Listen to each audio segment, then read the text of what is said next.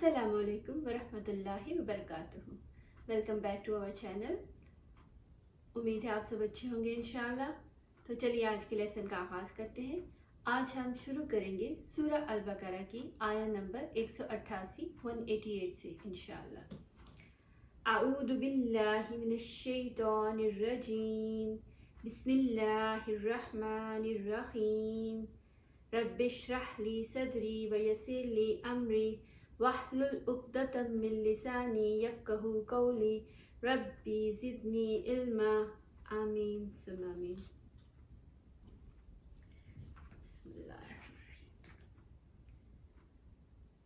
वला तअकुलू अम्वालकुम बैनकुम बिलबातिली व तुदलू बिहा इलल हुक्कामी लितअकुलू फरीक़न मिन अम्वालिन नासी बिल इस्मि व अंतुम तअलमून। और एक दूसरे का माल नाहक ना खाया करो, नाहाकिमों को रिश्वत पहुंचाकर किसी का कुछ माल जुल्म सितम से अपना कर लिया करो, हालांकि तुम जानते हो, यानी कि तुम्हें पता है कि ये माल किसी और का है, फिर भी तुम जानते बूझते उसके मालिक बन बैठो, तो ये सिर्फ जुल्म और ज्यादती है, ऐसा मत करो। यसअलूनका अनिल अहिल्ला कुल हिया मवाकीतु लिन्नासि वल हज वलैसल बिर्रु बिअन तअतुल बुयूत मिन ज़ुहूरिहा वलाकिन्नल बिर्रा मन इत्तका वातुल बुयूत मिन अब्वाबिहा वत्तकुल्लाह लअल्लकुम तुफ्लिहून।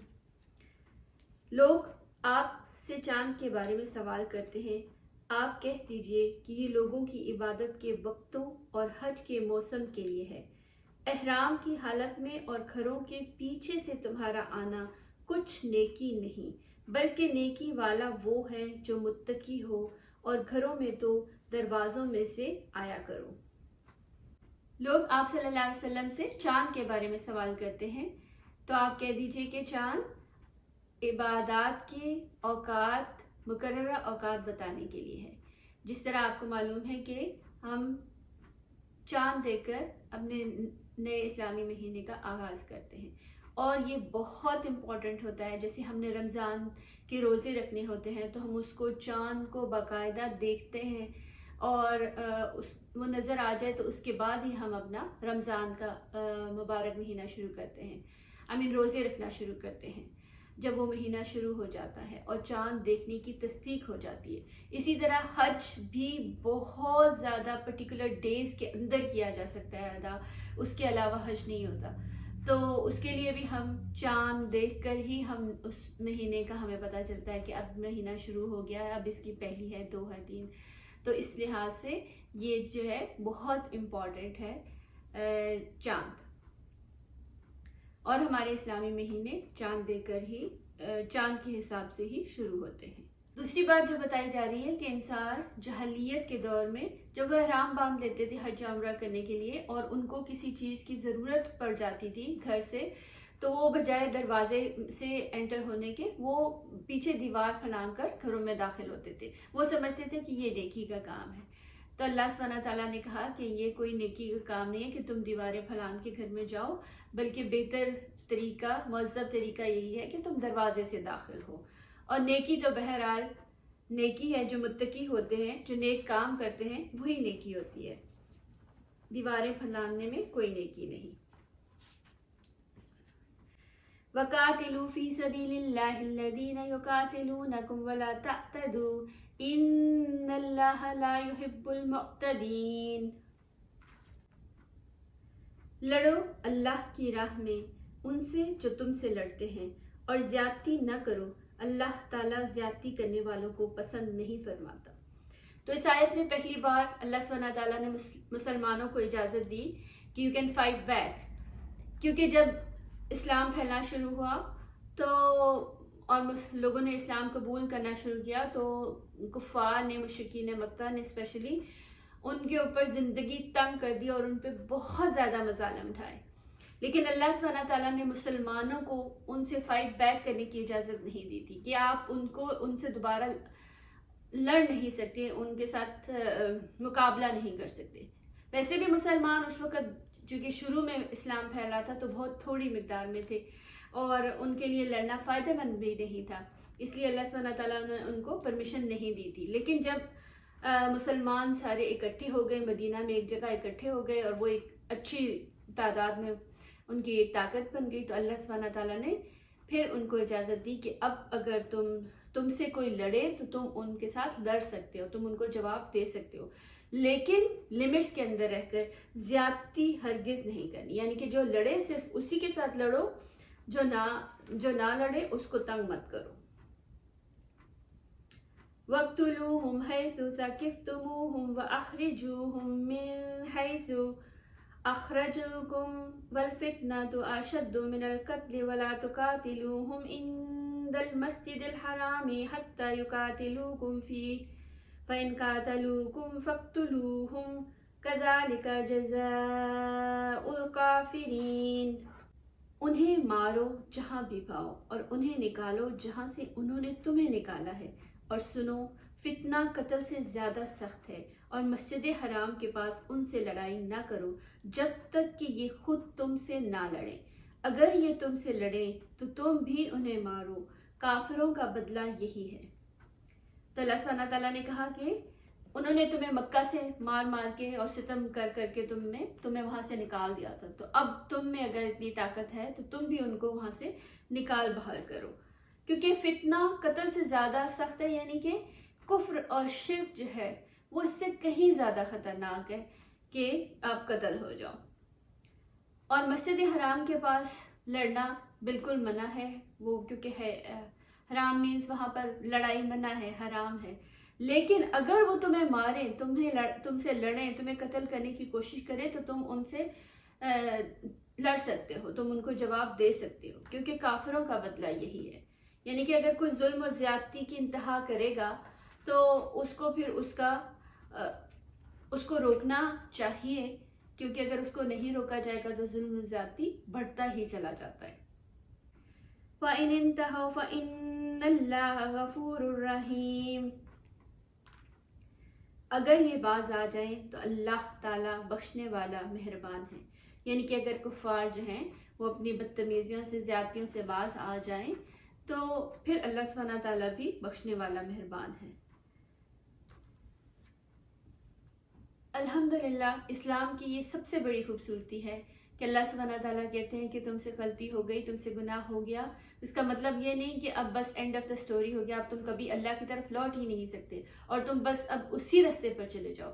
سبحان اللہ، اللہ سبحانہ تعالیٰ کے در ہمیشہ کھلا رہتا ہے اپنے بندوں کے لیے، اور وہ بہت مہربان، سب سے زیادہ معاف کرنے والا ہے۔ وہ بخش دیتے ہیں، وہ معاف فرما دیتے ہیں۔ تو کبھی بھی غلطی کرنے کے بعد اس پر ڈٹ مت جائیں اور گناہ کے بعد مزید گناہ کرتے نہ چلے جائیں، بلکہ جیسے ہی پہلے ہی گناہ غلطی پر آپ کو اس کا ادراک ہو جائے تو اسی وقت اللہ سبحانہ کی طرف لوٹ جائیں اور اللہ سبحانہ تعالیٰ سے معافی مانگیں اور ان سے رجوع کریں اور ان سے مدد بھی مانگیں کہ آئندہ ہم کبھی اس راستے پر نہ چلیں۔ بسم اللہ الرحمن الرحیم۔ وَقَاتِلُوهُمْ حَتَّى لَا تَكُونَ فِتْنَةٌ وَيَكُونَ الدِّينُ لِلَّهِ فَإِنِ انْتَهَوْا فَلَا عُدْوَانَ إِلَّا عَلَى الظَّالِمِينَ۔ ان سے لڑو جب تک کہ فتنہ نہ مٹ جائے اور اللہ تعالیٰ کا دین غالب نہ آ جائے، اگر یہ رک جائیں تو تم بھی رک جاؤ، زیادتی تو صرف ظالموں پر ہی ہے۔ الشہر الحرام بالشہر الحرام والحرمات قصاص فمن اعتدى علیکم فاعتدوا علیہ بمثل ما اعتدى علیکم واتقوا اللہ واعلموا ان اللہ مع المتقین۔ حرمت والے مہینے حرمت والے مہینوں کے بدلے ہیں اور حرمتیں عدلے بدلے کی ہیں، جو تم پر زیادتی کرے تم بھی اس پر اسی کے مثل زیادتی کرو جو تم پر کی ہے، اور اللہ تعالیٰ سے ڈرتے رہا کرو اور جان رکھو کہ اللہ تعالیٰ پرہیزگاروں کے ساتھ ہے۔ چھیجری میں رسول اللہ صلی اللہ علیہ وسلم 1400 صحابہ رضی اللہ عنہما کے ساتھ عمرہ ادا کرنے کے لیے گئے، لیکن کفار مکہ نے انہیں مکہ نہیں جانے دیا اور یہ طے پایا کہ آئندہ سال مسلمان 3 دن کے لیے عمرہ کرنے کی غرض سے مکہ آ سکیں گے۔ یہ مہینہ حرمت والا تھا. پہلے جو مہینہ تھا جس میں وہ گئے تھے تب بھی حرمت والا تھا، اور لیکن انہوں نے ان کو وہاں سے واپس بتا دیا. تو اب دوبارہ وہ اس مہینے میں جا رہے ہیں، تو اللہ سبحانہ تعالیٰ نے کہا کہ اب آپ جا رہے ہیں تو اگر وہ آپ کو روکے، آپ کے ساتھ زیادتی کرے، تو حرمت کے مہینے میں کیونکہ آپ لڑتے نہیں ہیں، جھگڑتے نہیں ہیں، کچھ بھی آپ کو فائٹ بیک کرنے کی پرمیشن نہیں ہوتی. لیکن اللہ سبحانہ تعالیٰ نے اس آیت میں خاص طور پر ان کو اجازت دی کہ اگر وہ آپ سے اب لڑائی کریں تو آپ کو بھی اجازت ہے کہ آپ زیادتی کا بدلہ لے لیں، کیونکہ اللہ تعالیٰ سے ڈرتے ہیں. اللہ تعالیٰ ہمیشہ ان کے دلوں کا حال جانتا ہے اور ان کی نیتوں کا حال جانتا ہے، اور وہ ان کے ساتھ ہے. وَأَنفِقُوا فِي سَبِيلِ اللَّهِ وَلَا تُلْقُوا بِأَيْدِيكُمْ إِلَى التَّهْلُكَةِ وَأَحْسِنُوا إِنَّ اللَّهَ يُحِبُّ الْمُحْسِنِينَ. اللہ تعالیٰ کی راہ میں خرچ کرو اور اپنے ہاتھوں ہلاکت میں نہ پڑو، اور سلوک و احسان کرو، اللہ تعالیٰ احسان کرنے والوں کو دوست رکھتا ہے.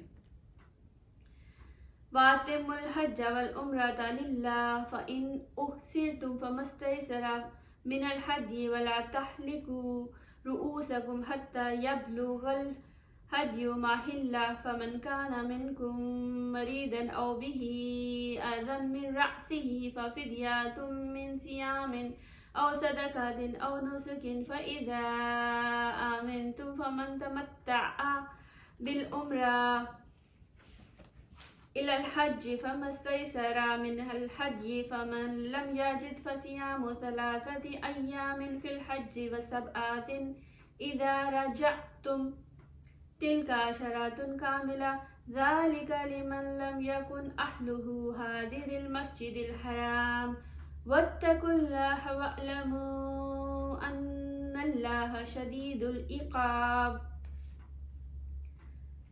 حج اور عمرے کو اللہ تعالیٰ کے لیے پورا کرو.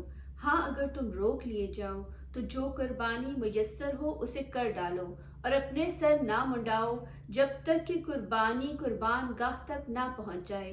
البتہ تم میں سے جو بیمار ہو یا اس کے سر میں کوئی تکلیف ہو جس کی وجہ سے سر منڈا لے تو اس پر فدیہ ہے، خواہ روزے رکھ لے، خواہ صدقہ دے دے، خواہ قربانی کرے.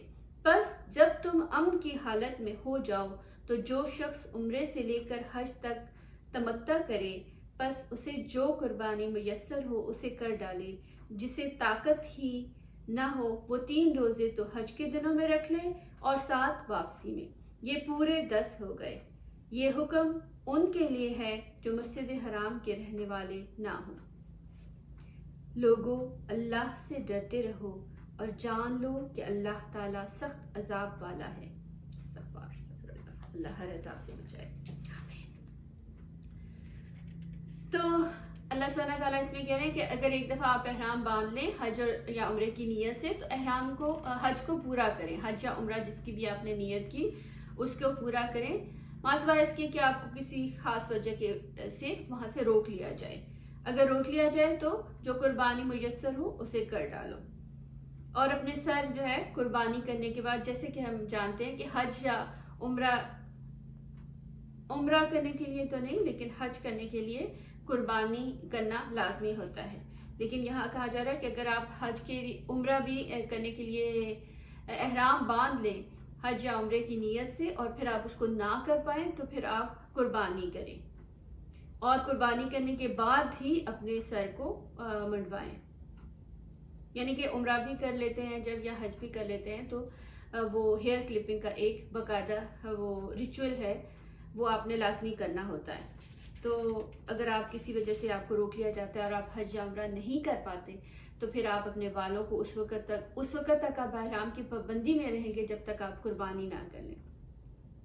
البتہ اگر کوئی بیمار ہے اور وہ سکنس کی وجہ سے اپنے سر کو منڈا لیتا ہے تو پھر وہ فدیہ اس کو ادا کرنا چاہیے. اور فدیہ کیا ہے کہ خواہ وہ روزے رکھ لے یا صدقہ دے دے یا قربانی کر لے. اللہ سبحانہ تعالیٰ نے بہت ساری چوائسز دی ہیں. اسلام الحمدللہ بہت فلیکسیبل ریلیجن ہے. اس بہت ٹائٹ نہیں ہے کہ جیسے ہم ایک لکیر کھینچ دیتے ہیں کہ بس اس لکیر کے اوپر کوئی چلے گا تو وہی اچھا مسلمان ہے، اس لکیر سے ذرا سا ادھر یا ذرا سا ادھر ہو گیا تو وہ مسلمان نہیں ہوگا. تو نعوذ باللہ ایسا نہیں ہے. اللہ سبحانہ تعالیٰ نے انسان کو بنایا ہے اور وہ جانتا ہے ہماری کمزوریاں، ہمارے وسائل مسائل سب کچھ. تو اس کے مطابق اللہ سبحانہ تعالیٰ نے بہت ساری سہولتیں دی ہیں اور جن سے ہمیں فائدہ اٹھانا چاہیے. تو اسی بات پہ آج کا لیسن ختم کرتے ہیں کہ اللہ سبحانہ تعالیٰ نے اسلام کو بہت فلیکسیبل، لچکدار، نرم بنایا ہے اور ہمیں بھی اپنے رویوں میں فلیکسیبلٹی، لچک، نرمی رکھنی چاہیے، اپنے لیے بھی اور دوسروں کے لیے بھی. آج کے لیے اتنا ہی کافی. اللہ سبحانہ تعالیٰ ہم سب کو قرآن کو سمجھنے اور اس پر عمل کرنے کی توفیق عطا فرمائے اور ہماری سب غلطیوں کو درگزر فرمائے. تو انشاءاللہ ملتے ہیں اگلی آیات کے ساتھ نیکسٹ ویڈیو میں انشاءاللہ. اور میں یہ بھی سوچ رہی تھی کہ اگر آپ لوگ تھوڑا سا مجھے فیڈ بیک دے دیا کریں تو اس سے بھی میری بہت حوصلہ افزائی ہوگی. I'll be very thankful to you guys. Okay, السلام علیکم ورحمۃ اللہ وبرکاتہ. جزاکم اللہ خیر.